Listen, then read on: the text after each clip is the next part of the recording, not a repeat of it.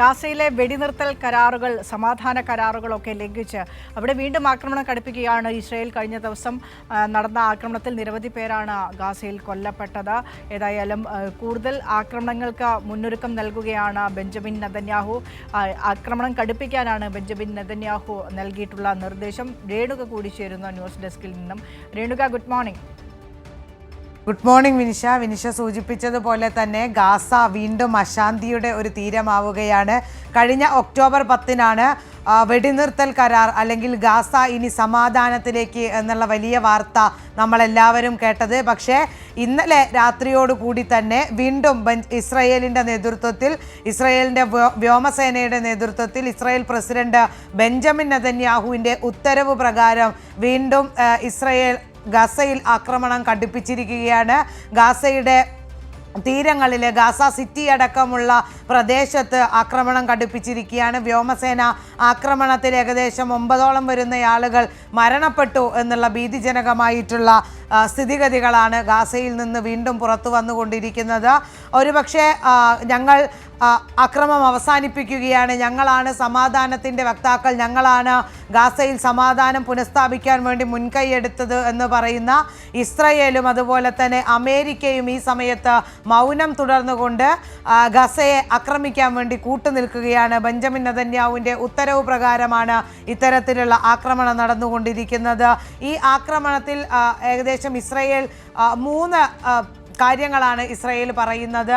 ഒരുപക്ഷെ 3 ന്യായീകരണങ്ങളാണ് ഇസ്രായേൽ പറയുന്നത്. ഒന്ന്, അവർക്ക് വിട്ടുകൊടുത്തുകൊണ്ടിരിക്കുന്ന മൃതദേഹങ്ങൾ, ബന്ദികളുടെ മൃതദേഹങ്ങൾ ഹമാസ് വിട്ടുകൊടുക്കുന്നത് ഏതോ 2022 വിട്ടുകൊടുത്ത മൃതദേഹങ്ങളുടെ ഭാഗങ്ങളാണ് എന്നുള്ള ഒരു ന്യായീകരണമാണ് പറയുന്നത്. മറ്റൊന്നുള്ളത്, റെഡ് ക്രോസിനെ ഹമാസ് കബളിപ്പിക്കുകയാണ്. റെഡ് ക്രോസിന് മൃതദേഹങ്ങളടക്കം കൈമാറാമെന്ന് പറഞ്ഞ് റെഡ് ക്രോസിനെ ഹമാസ് കബളിപ്പിക്കുന്നു എന്നുള്ള മറ്റൊരു വാദമാണ് മുന്നോട്ട് വയ്ക്കുന്നത്. അതുപോലെ തന്നെ റഫ അതിർത്തിയിൽ, ഗസയുടെ അതിർത്തിയുമായിട്ടുള്ള റഫ അതിർത്തിയിൽ ഇസ്രായേൽ സൈന്യത്തെ ഹമാസ് ആക്രമിക്കുന്നു എന്നുള്ള ന്യായീകരണം കൂടി മുന്നോട്ട് വെച്ചിട്ടാണ് ഇത്തരത്തിൽ വെടിനിർത്തലും സമാധാന കരാറുകളെല്ലാം ലംഘിച്ചുകൊണ്ട് വീണ്ടും ഗാസയുടെ സമാധാനത്തിലേക്ക് കടന്നു ചെന്ന് അവരെ ആക്രമിക്കുന്നത്.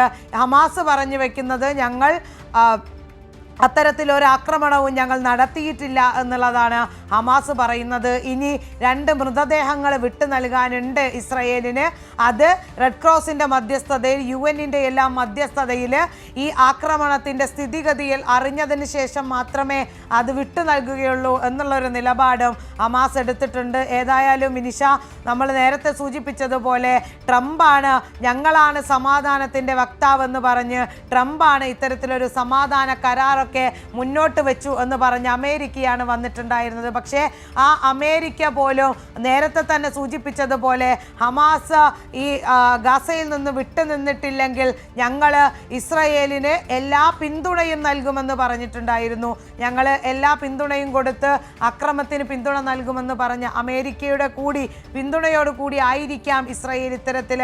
ഇതുവരെ അമേരിക്ക ഒന്നും തന്നെ പ്രതികരിച്ചിട്ടില്ല. അപ്പോൾ അമേരിക്കയുടെ കൂടി പിന്തുണ കൊണ്ടായിരിക്കാം ഇത്തരത്തിൽ ഇസ്രായേൽ സൈന്യം കടുത്ത നടപടിയിലേക്ക്, ആക്രമണത്തിലേക്ക്, ഏകദേശം സമാധാന കരാർ ലംഘിച്ചിട്ട് ഇത്രയധികം നാശനഷ്ടങ്ങൾ വരുത്തിയ, ഇത്രയധികം ആക്രമണം നടത്തിയ, ഇത്രയധികം മരണം നടന്നിട്ടുള്ള മറ്റൊരു ആക്രമണം സമാധാന കരാറിന് ശേഷം ഉണ്ടായിട്ടില്ല. അപ്പോൾ ആരുടെയൊക്കെയോ മൗനാനുവാദത്തോടു കൂടിയിട്ടാണ് വീണ്ടും ഗസയിലെ സമാധാന അന്തരീക്ഷം തകർക്കാൻ വേണ്ടിയിട്ട് ഇസ്രായേൽ ശ്രമിച്ചുകൊണ്ടിരിക്കുന്നത് എന്നാണ് നമുക്ക് മനസ്സിലാക്കാൻ വേണ്ടി പറ്റുന്നത്. വിനിഷ, ശരി. ഏതായാലും ദിവസങ്ങൾക്ക് ശേഷം വീണ്ടും അശാന്തിയിലേക്ക് കടക്കുകയാണ് ഗാസ.